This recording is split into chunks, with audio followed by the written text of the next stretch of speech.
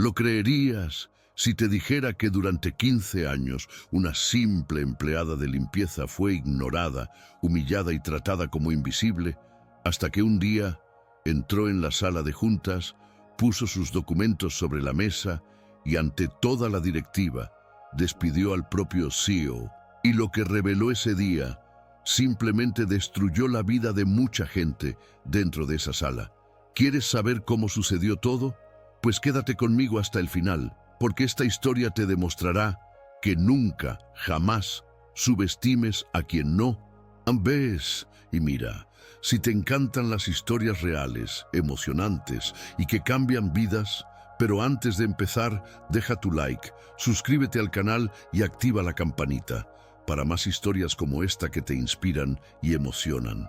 Durante más de 15 años, Esperanza Jiménez fue, para casi todos, solo un rostro invisible reflejado en los muros de vidrio de Creswell Holdings. Llegaba antes del amanecer, cuando Birmingham aún parecía contener la respiración, y empujaba su viejo carrito de limpieza por los fríos pasillos de ese imponente edificio. A los ojos de los ejecutivos, ella era simplemente la señora de la limpieza. Una mujer latina de pasos silenciosos, que usaba zapatillas desgastadas, uniforme gris desteñido y siempre llevaba un trapo doblado en el bolsillo. Y si alguien se molestaba en averiguar su nombre, era más por protocolo que por interés real. Pero nadie, absolutamente nadie, sabía que aquella mujer que limpiaba sin ser notada ya había estado sentada en esa misma sala de juntas como cofundadora de aquel imperio. Aquella mañana todo parecía igual que cualquier otra. El leve repiqueteo de tacones y zapatos formales cruzando el vestíbulo, las risas irónicas que venían de la sala de café de los gerentes y los susurros cargados de desprecio flotando en el aire como polvo que nadie se molesta en limpiar. Esperanza se acomodó los cabellos negros, ya salpicados de hilos blancos. Respiró hondo y empujó el carrito hasta el ascensor. Pero había algo distinto en ella. Ese día, algo en su mirada, un aire de firmeza que rara vez se veía por esos pasillos. En aquel bolsillo donde solía guardar guantes y trapos, había un pequeño sobre color crema con un sello azul discreto en una esquina. Era más que papel, era el peso de 15 años de silencio, de sufrimiento y de una paciencia que pocos llegarían a entender. Lo que casi nadie sabía, y siendo honestos, nunca se molestó en saber, era que Esperanza no siempre había sido la señora de la limpieza. Mucho antes de 1960, los trapos, cubos y el olor a desinfectante impregnando sus manos, ella fue cofundadora de Creswell Holdings.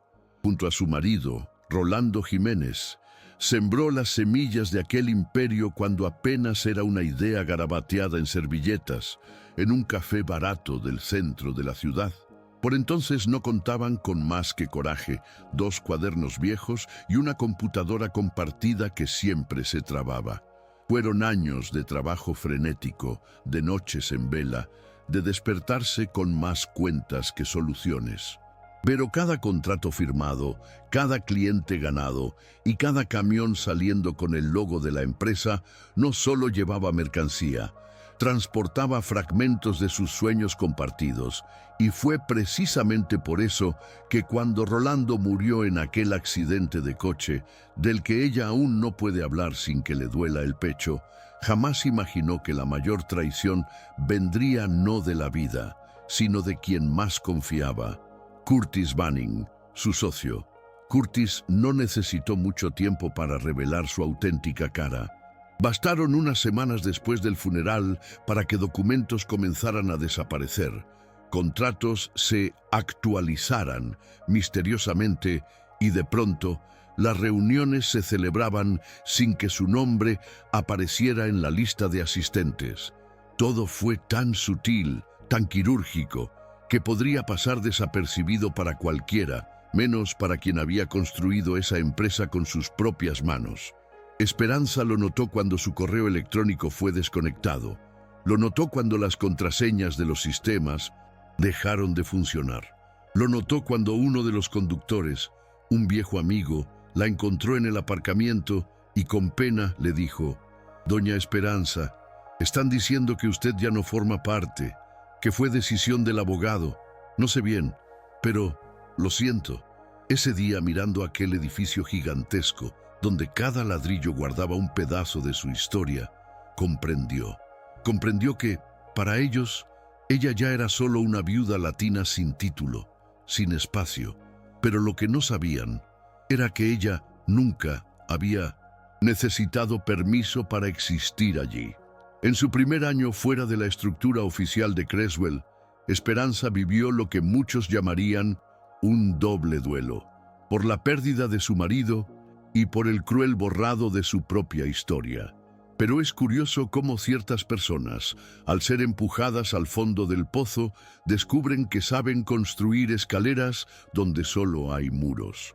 Mientras la mayoría habría recurrido a tribunales, litigios, gritos y escándalos, y de hecho su abogado, Elliot, lo sugirió de inmediato. Ella decidió algo que ni él mismo comprendió al principio. Una noche, sentada en la diminuta cocina de su hogar, rodeada de papeles, recuerdos y facturas impagadas, miró aquel viejo gafete de visitante que conservaba desde sus días de cofundadora. Pasó los dedos por el nombre borrado y murmuró más para sí que para cualquier otro: «Si creen que soy invisible, que así sea, pero a mi manera». A la mañana siguiente hizo algo impensable. Llamó a una empresa de servicios generales y preguntó sin anestesia si había puesto de trabajo para limpieza nocturna en el edificio de Creswell Holdings. Al otro lado de la línea, un hombre llamado Mike, con voz apresurada y tono mecánico, repasó sus datos. ¿Disponibilidad total? ¿Turnos largos? ¿Levantar peso? Perfecto. Empieza el lunes. El uniforme te espera en recepción. Y trae tu identificación para el registro. Y así fue. Sin análisis, sin preguntas raras, sin cruzar información. Porque, al fin y al cabo, ¿quién en su sano juicio desconfiaría de una mujer de más de 50, con acento marcado, presentándose para limpiar baños? Nadie. Absolutamente nadie. Y así entró ella, no por la puerta principal, no en el ascensor ejecutivo, no con gafete dorado, sino empujando un carrito de ruedas torcidas, vistiendo un uniforme gris y portando un gafete de plástico que decía simplemente: Esperanza Jiménez, Servicios Generales. Desde ese día empezó no solo su trabajo, sino la misión más extensa, silenciosa y meticulosa de toda su vida. Los primeros meses fueron, sin exagerar, un choque de realidad. No porque desconociera el funcionamiento interno de la empresa, al fin y al cabo, ¿quién conocería mejor sus entrañas? Sino porque ahora lo veía desde un ángulo donde nadie reparaba en ella. El silencio, antes incómodo, se volvió un aliado. Mientras empujaba el carrito por los pasillos, veía las sonrisas desvanecerse cuando los directores cerraban puertas tras de sí. Escuchaba conversaciones que jamás habría oído si aún estuviera en la sala de accionistas. La limpieza va atrasada otra vez. ¿Pagan para qué si van a estar aquí 10 horas sin limpiar nada?, murmuró un analista de traje azul sin siquiera alzar la vista. Pero no era eso lo que más le dolía. Lo que realmente hería era ver en qué se había convertido la empresa que Rolando y ella soñaron. Una trituradora de gente. Las mismas manos que aplaudían en las inauguraciones ahora firmaban despidos masivos, recortaban beneficios y se burlaban de los conductores que pedían adelantos para operaciones de sus hijos. Pero Esperanza no estaba allí para lamentarse, estaba para observar, y más importante aún, para construir algo que nadie jamás habría imaginado: un expediente. En el fondo de su armario, entre escobas y cubos, guardaba una caja de plástico que por fuera parecía contener productos de limpieza, pero que en realidad albergaba algo muchísimo más valioso: su famosa libreta negra, con tapa dura, esquinas desgastadas, hojas amarillentas y una pluma azul enganchada con un viejo elástico. Allí anotaba todo: Nombres, fechas, frases completas, situaciones, horarios, incluso tonos de voz. Si alguien gritaba a una recepcionista, iba a la libreta. Si un gerente manipulaba horas extra o inventaba excusas para no pagar un bono, lo apuntaba. Cada apunte era un granito en el castillo de arrogancia corporativa que tarde o temprano, sabía, se desplomaría. Con el tiempo, la invisibilidad se convirtió en su capa más poderosa, hasta el punto de que, para los ejecutivos, ella ya no era ni persona, era un obstáculo pasajero en el pasillo. Y fue en ese estado casi etéreo que Esperanza se volvió la sombra más influyente de todo el edificio. Conocía quién llegaba temprano, quién se marchaba tarde, quién fingía trabajar, quién robaba tiempo a la empresa, quién acosaba a las becarias, quién contaba chistes racistas y quién falsificaba informes. Sabía qué puertas quedaban entreabiertas, qué salas tenían cámaras fuera de servicio y dónde descansaban expedientes que nadie sospechaba que existían en papel. Aprendió incluso a descifrar silencios.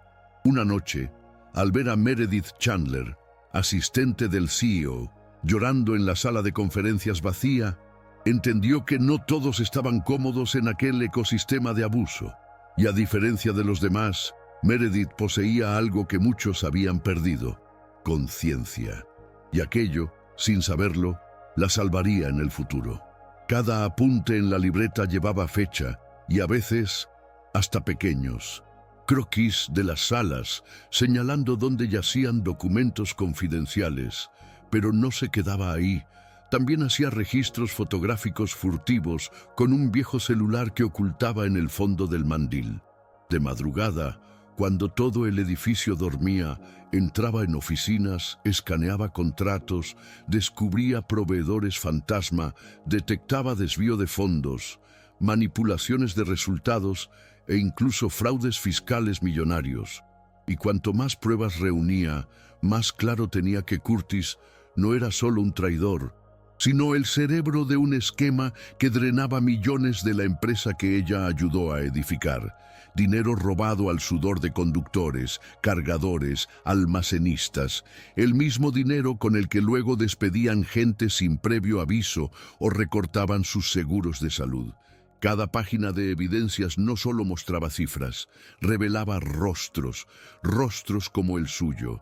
Gente invisible, gente que hacía funcionar ese edificio, aunque los de traje fingieran no verlos. Y como si la vida se empeñara en demostrar que la indignación no descansa, el detonante de ese castillo de horrores corporativos no tardó en llegar. Fue un miércoles gris, con llovizna y viento cortante, cuando Esperanza presenció algo que le rompió el pecho. Su compañera de limpieza, Cynthia, una mujer negra, madre soltera de 2 niños, sostenía el celular con manos temblorosas. Su hijo mayor había sufrido un grave accidente y ella solo pedía un día libre para estar a su lado. Un día se lo solicitó al supervisor. Un hombre blanco, abdomen prominente, voz pastosa de arrogancia, de manera digna, sin suplicar. La respuesta fue una carcajada seca y la frase que Esperanza jamás olvidaría: si quieres descanso, trae tu renuncia. Y añadió, ajustándose la corbata: aquí no hay espacio para el drama de pobres. En ese instante, algo se quebró dentro de ella. No fue rabia, esa ya la había aprendido a tragar. No fue tristeza, esa ya formaba parte de su existencia. Fue algo ancestral, más profundo, un tipo de dignidad heredada, tejida en las venas de quienes portan apellidos que la historia prefiere ignorar. Esperanza inhaló hondo, cerró los ojos y puso la mano en el bolsillo donde vibraba el celular. Sin vacilar, marcó un número que no usaba desde hacía años. Cuando atendieron, no perdió tiempo. Elliot, ha llegado el momento. Al otro lado, un silencio pesado, seguido de un suspiro largo. Entonces, la respuesta que parecía atravesar 15 años de espera. Entendido. Voy para allá. En ese segundo supo que ya no habría retorno. Las horas siguientes fueron un extraño compás entre rutina y revolución interna. Esperanza seguía empujando su carrito por los pasillos, limpiando como si nada hubiera cambiado. Pero todo había cambiado. Cada paso, cada pasada del trapeador, cada gota de desinfectante llevaba ahora el peso simbólico de quien estaba a punto de dar la vuelta a la historia. Mientras fregaba el suelo de mármol del hall, contemplaba los retratos en las paredes. Presidentes, CEOs, fundadores, todos hombres, todos blancos, todos con esa sonrisa de suficiencia. Miró especialmente la foto de Curtis Banning, colgada en el centro, con su corbata vino y su falsa sonrisa de vendedor de ilusiones. Y pensó, no tienes idea de lo que te aguarda. Nadie lo imaginaba, ni los ejecutivos que reían en la cafetería, ni los analistas que susurraban chismes en recepción, ni los supervisores que entrecerraban los ojos al verla pasar. Nadie sospechaba que esa mujer, invisible a voluntad, estaba a punto de desenmascararlos uno a uno. Al amanecer siguiente, Elliot Miles llegó puntual. Aparcó su viejo Volvo en el sótano, vestido con su característico traje azul marino, zapatos marrones gastados y con una carpeta de cuero envejecida bajo el brazo. Al encontrarla en los pasillos traseros, no pronunció palabra. Abrió la carpeta y hoja tras hoja repasó cada documento, cada contrato, cada prueba recopilada durante 15 años. Y allí estaba todo. El acta fundacional de Creswell Holdings, firmada en 1998, que Minstius certificaba que ella no solo era cofundadora, sino también heredera legítima de las acciones de Rolando. Junto a eso, grabaciones, fotografías, hojas de cálculo y correos electrónicos archivados, pruebas más que suficientes para recuperar la empresa y llevar a la mitad de la directiva ante un tribunal federal. Elliot cerró la carpeta, respiró y, por primera vez, la miró con una mezcla de respeto, incredulidad y, sobre todo, admiración. Está todo aquí, Esperanza. No necesitas permiso para ser quien siempre fuiste. A las 9:13 de aquella misma mañana, una notificación recorrió los celulares de los miembros del Consejo de Creswell Holdings. Asamblea extraordinaria. Asistencia obligatoria. Sala de juntas principal. Inmediato. El remitente. Elliot Miles, abogado de la mayor accionista de la empresa. Un nombre que nadie reconoció de inmediato, pero que en minutos resultaría imborrable. El alboroto fue instantáneo. Meredith Chandler, la asistente del CEO, abrió los ojos de par en par. Agarró el teléfono y empezó a enviar mensajes nerviosos. Thomas Wexler, el CEO, bufaba mientras se ajustaba la corbata. ¿Qué diablos es esto? ¿Quién convocó esta reunión sin mi permiso? Y Curtis fingía calma, cruzando las piernas en su silla, aunque apretaba las manos hasta enrojecer los nudillos. Había algo en el ambiente que ninguno sabía explicar, pero que electrizaba el aire con la certeza de que el suelo estaba a punto de ceder. Cuando la puerta de la sala de juntas se abrió, el tiempo pareció detenerse. Por segundos reinó un silencio absoluto. Esperanza entró, pero ya no era la misma mujer ignorada en los pasillos. Lucía un impecable traje blanco, el cabello recogido, maquillaje sutil y una postura erguida. A su lado, Elliot con la carpeta en mano. El eco de sus tacones sobre el mármol retumbó como un tambor de guerra en cámara lenta. Thomas palideció. Meredith dejó caer el tablet al regazo y Curtis simplemente se paralizó, como si su mente rehusara aceptar la realidad. «Pero, ¿qué hace ella aquí?», balbuceó, esperando que alguien dijera que se trataba de una broma, de una cámara oculta, de cualquier cosa menos lo evidente. Sin dar tiempo a que el desconcierto se convirtiera en protesta, Elliot empujó un fajo de papeles al centro de la mesa y declaró con voz serena: «Señores, a partir de ahora, todo ha cambiado. Por segundos que parecieron horas, nadie supo si levantarse, hablar o fingir ignorar la situación. El sonido de las hojas al esparcirse cortaba el silencio como un bisturí. Con manos firmes, Elliot repartía copias, estatutos fundacionales, actas, registros de participación, transferencias de acciones y, para el estupor colectivo, una cláusula olvidada o deliberadamente omitida que garantizaba a Esperanza el 50% de las acciones de Creswell Holdings, además de plenos derechos sucesorios. Y eso, por sí solo, bastaba para ponerla al mando. Pero no se detuvo allí. Agregó informes financieros fraudulentos, evidencias de desvío de mineros y fondos, contratos fantasmas, pruebas de evasión fiscal y registros de abuso laboral sistemático. Cada hoja que tomaban con manos temblorosas parecía absorber el oxígeno de la sala. Mientras los ejecutivos leían, atónitos, Esperanza permanecía erguida, con las manos cruzadas, mirando a cada uno como quien, por fin, ha sido verdaderamente vista. Curtis fue el primero en intentar reaccionar. Se acomodó en la silla, tosió, se ajustó la corbata y quiso recurrir a su tono habitual de desprecio. Esto es un disparate, una estafa. Ella no tiene ni la mínima formación para estar aquí. Esto no tiene validez. Pero su voz sonaba más como un susurro de pánico que como una autoridad. No hizo falta réplica.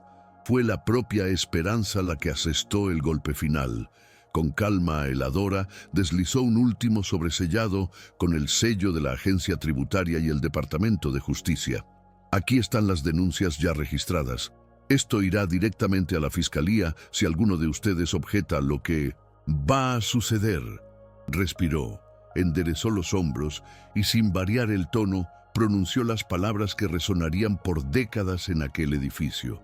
Thomas Wexler, quedas oficialmente destituido como CEO. Y tú, Curtis, estás fuera. A partir de hoy, esta empresa vuelve a manos de quien realmente la construyó. Lo que ocurrió en los minutos siguientes fue un caos en silencio. Thomas palideció tanto que parecía haber perdido la mitad de su sangre. Se levantó, quiso hablar, pero comprendió que cualquier palabra sería inútil ante la evidencia. Meredith, con lágrimas conteniéndose, bajó la cabeza no por vergüenza propia, sino por alivio. Ella sabía que aquello tenía que suceder. Curtis, incapaz de soportarlo, golpeó la mesa con fuerza, derramando el café. Señaló a Esperanza y gritó con los últimos retazos de ego. «Tú jamás debiste estar aquí. Eres solo una...